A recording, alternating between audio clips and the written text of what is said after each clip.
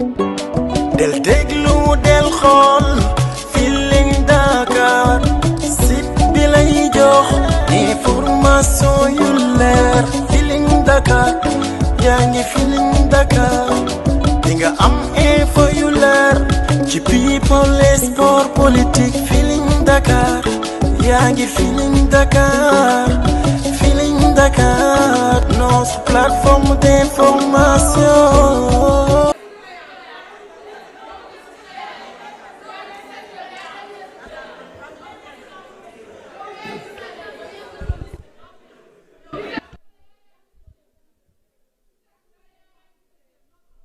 Je vous remercie, Monsieur le Président.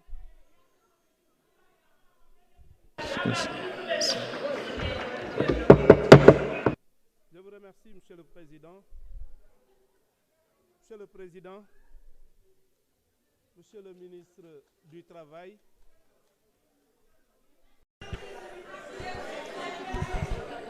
Monsieur le ministre du Travail,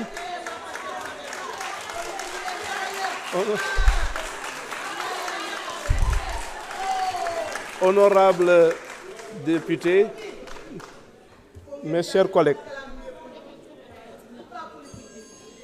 je voudrais encore une fois vous remercier pour la qualité des débats. J'ai aujourd'hui encore le privilège de défendre le projet de loi portant création de la Commission nationale Comité national donc de protection des droits de l'homme. Vous me permettrez à l'entame de mon propos de rendre hommage aux membres du comité de l'antenne régionale du comité des droits de l'homme de Kaolack que j'ai eu à présider pendant 5 ans, de 1998 à 2003. Et c'est également pour moi l'occasion de saluer Mohamedou Mbeng, qui était le représentant de la RADDHO, Mouadji Ly, qui était le chef du secrétariat, Babacar Ndiaye et autres. Et je suis d'autant plus fondé à les remercier que durant toutes ces années, si ce comité a pu donc fonctionner, c'est grâce aux cotisations de ces personnes que je viens de citer, parce qu'il n'y avait absolument aucun budget. Qu'aujourd'hui, qu'on puisse donc, et à l'époque, comme on l'a dit, le Sénégal était coté au statut A jusqu'en 2012. Pourquoi, évidemment, il y a eu ce passage du statut A au statut B à partir de 2012? C'est justement parce que il y avait un certain nombre de griefs, à savoir le mode de désignation du président, ensuite le financement du comité et aussi le mode de désignation des membres. Le projet de loi donc que je soumets à votre appréciation a le privilège donc de pouvoir régler ce genre de questions et nous permettre justement de prétendre encore une fois au statut A qui nous permet d'avoir droit à la parole lors de certaines rencontres internationales, ce qui est extrêmement important. Cela dit, j'ai été interpellé par la plupart des orateurs sur des questions particulières, dont la plus récurrente est celle relative à l'administration pénitentiaire. En effet, les conditions de détention sont certes déplorables et ça s'explique essentiellement par le fait que depuis l'indépendance, aucune prison n'a été construite. Nous sommes en train d'y remédier parce que dans le cadre du PROMUGE, il est prévu la construction de 9 établissements pénitentiaire, dont donc la construction est prévue donc dans le cadre du Prémige. Nous avons la maison d'arrêt et de correction de Fatick qui est achevée. Astaghfirullah, excusez-moi. Nous avons également la maison de correction de Matam, Linguère, Ziguinchor, les complexes de Thiès et Kaolack, les maisons d'arrêt de Sébikotane qui est en voie d'achèvement, la maison d'arrêt de Sébikotane qui est en voie d'achèvement et qui comporte 2500 places. La MAC de Ziguinchor, c'est 500 places. La MAC de Matam, 500 places. La MAC de Fatick, donc 500 places. MAC de Kaolack, 500 places. MAC de Vélingara, 500 places. MAC de Louga, 1200 places. Évidemment, les capacités d'accueil, parce que la question de Louga a été posée plusieurs fois, et les capacités d'accueil de Louga tiennent compte de l'existence d'aménagements effectués par l'administration pénitentiaire dans la zone de Ross Béthio, où elle exploite 50 hectares.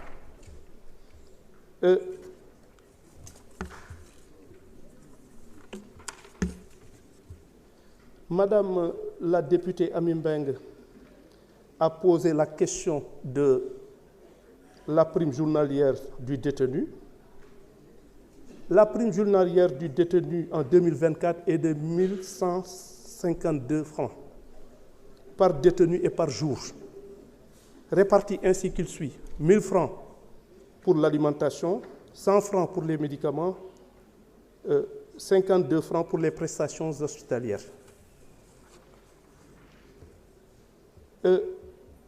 On a également, tout à l'heure, on nous a posé la question de la délocalisation de la prison de Louga.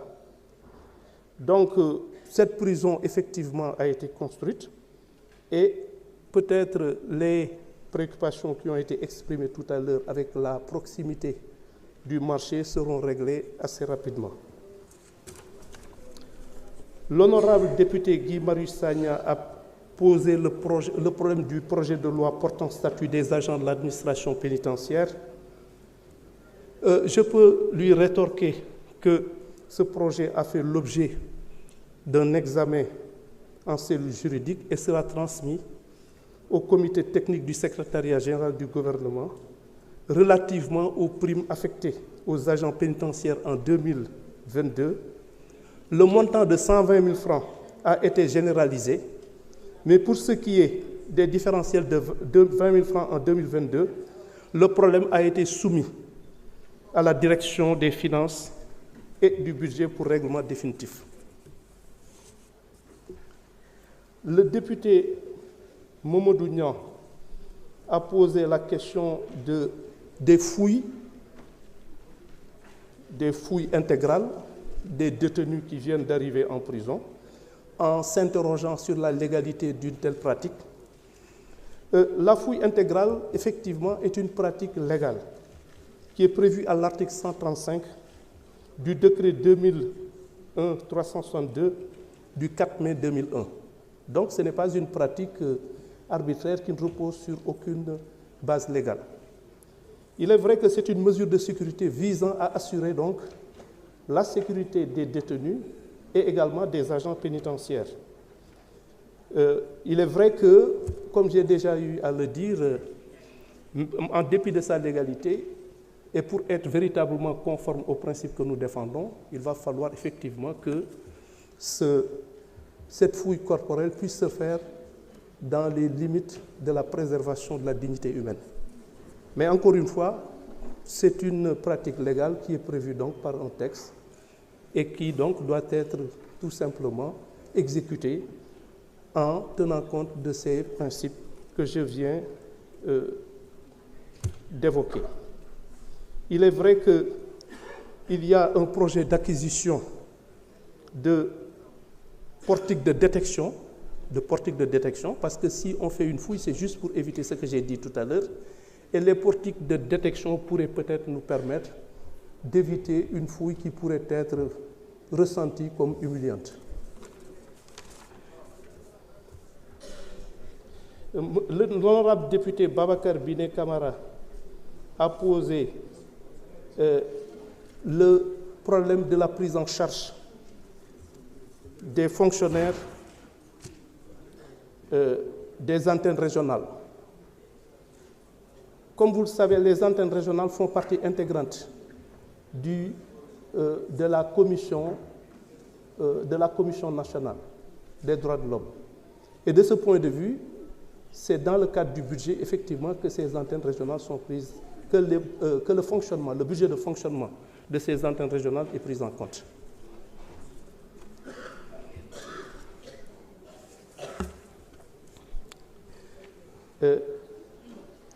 L'honorable député Mame Fatou Ndiaye a parlé de la vétusté des locaux qui abritent le tribunal d'instance et le tribunal de grande instance de Fatick. Comme vous l'avez si bien donc relevé, Madame le député, un nouveau palais de justice a été effectivement construit à Fatick. Et cet édifice va accueillir les tribunaux d'instance et de grande instance de Fatick et sera installé incessamment. Le déménagement, en tout cas, se fera très très bientôt. Madame Adji Mbergane Kanouté a eu également à parler à s'interroger sur le fait que des personnes qui font de la politique, comme on le reprochait au prédécesseur de Madame la Présidente, comme j'ai eu à le lui rétorquer lors des travaux en commission, ce n'est pas parce qu'on est évidemment qu'on fait de la politique ou qu'on est dans le champ politique, qu'on est une autorité politique, que justement on doit être écarté de certaines fonctions. Il appartient au président de la République, en tout cas dans le cadre de la mouture que nous vous soumettons, de choisir entre 3 personnalités qui lui seront proposées le nom de la personne qui aura donc le privilège de diriger cette commission. Et encore une fois, l'accord de Paris ne veut absolument pas dire qu'une autorité, une personnalité politique ne doit pas diriger cette commission. Et je l'ai déjà dit, tout ce qui n'est pas interdit est permis.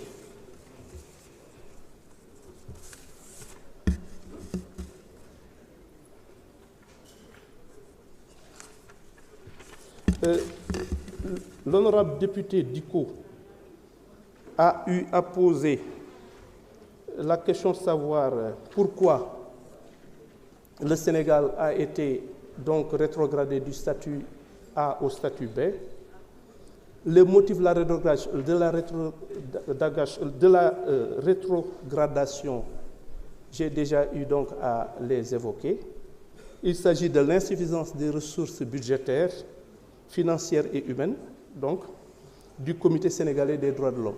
Ensuite, il y a le mode de désignation des membres, du président en particulier, et évidemment, on reprochait également au Comité sénégalais des droits de l'homme le mode de recrutement du personnel. Donc, le projet de loi que j'ai l'honneur de soumettre à votre appréciation présente l'avantage de corriger ces insuffisances qui nous ont valu d'être relégués au statut B.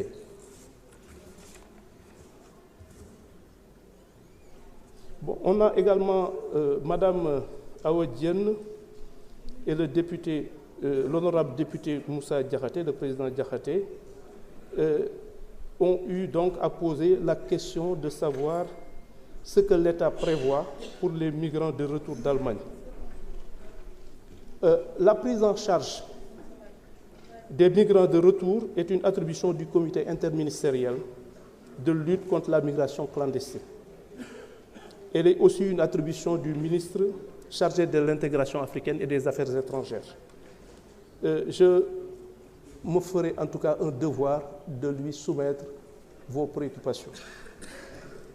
Pour le cas de Madame Bayang Diop, Le gouvernement du Sénégal, Monsieur le Président de la République en particulier, va poursuivre l'assistance consulaire en vue de la faire libérer. Mais encore une fois, elle a été condamnée à la peine capitale.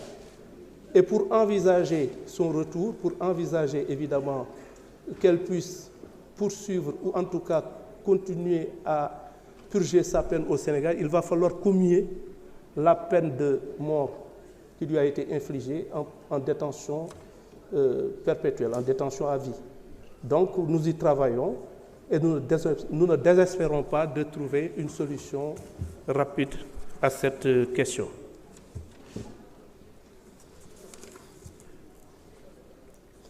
Madame Ndeye Fatou Guissé a posé la question du recrutement des coordonnateurs des maisons de justice. Le collectif des coordonnateurs des maisons de justice a été reçu au ministère de la Justice le 8 août dernier.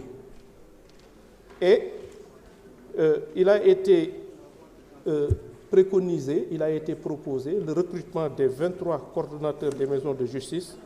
Et d'ailleurs, ça correspond à l'une des recommandations des assises de la justice.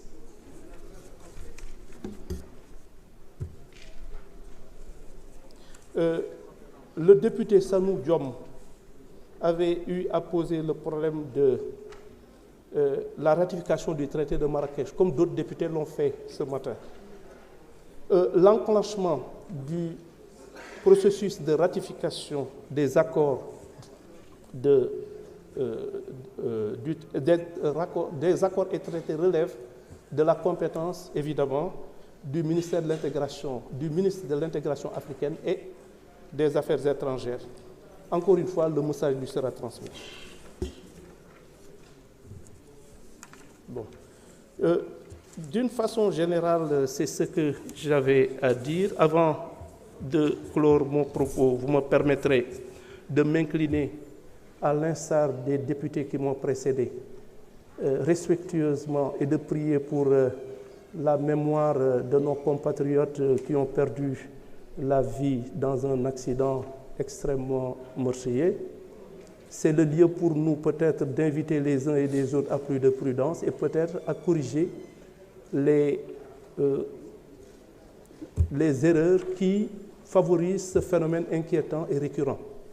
C'est-à-dire que certes, en dehors des défaillances humaines, il y a évidemment les problèmes de l'état de nos routes et autres, et il va falloir y remédier, parce que la vie humaine, encore une fois, n'a pas de prix.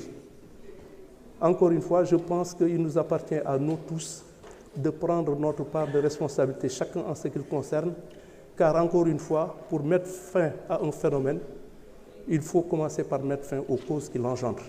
Je vous remercie de votre aimable attention.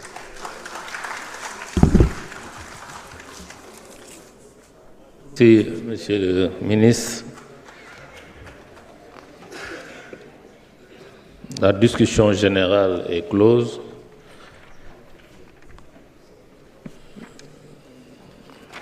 Nous passons maintenant au vote des articles du texte.